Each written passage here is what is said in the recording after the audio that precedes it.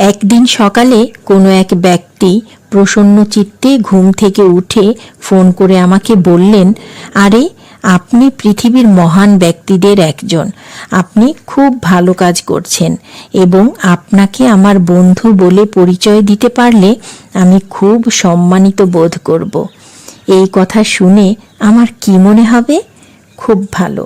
কিন্তু যদি পরের দিন ভদ্রলোকের অপ্রসন্ন চিত্তে ঘুম ভাঙে এবং টেলিফোন করে বলে, তুমি একটা দুর্বৃত্ত, একটা জোচ্চোর, একটা বদমাশ, তুমি শহরের সব থেকে বড় ধাপ্পাবাজ, তাহলে আমি কীরকম বোধ করব? ভীষণ খারাপ। ব্যাপারটা এই রকম দাঁড়াচ্ছে যে যখন ভদ্রলোক বললেন আপনি অতি উত্তম ব্যক্তি, তখন আমি খুব ভালো বোধ করলাম, আর যখন বললেন আমি একজন বদমাশ, তখন আমার ভীষণ খারাপ লাগলো। আমার মানসিক অবস্থা তাহলে নিয়ন্ত্রণ করছে কে?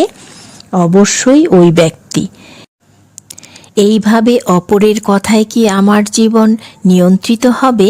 তা হওয়া উচিত নয়। একেই বলে বাইরের শক্তির দ্বারা পরিচালিত। আমি অন্তরের শক্তির দ্বারা পরিচালিত হতে চাই। ভদ্রলোক টেলিফোনে যখন বললেন যে আমি অতি উত্তম ব্যক্তি, তখন ওই কথা শুনতে অবশ্যই ভালো লাগে। কিন্তু ওই ব্যক্তি ওই সমস্ত কথা যদি নাও বলেন, তবুও আমার নিজস্ব বিচারেও আমি একজন ভালো মানুষ। পরের দিন ওই ব্যক্তি যখন টেলিফোনে প্রায় ছিন্ন ভিন্ন করেন, তখনও তার কথা মেনে নেওয়ার কোনো কারণ নেই, কারণ আমার নিজের বিচারে আমি একজন স্বচ্ছ ব্যক্তি।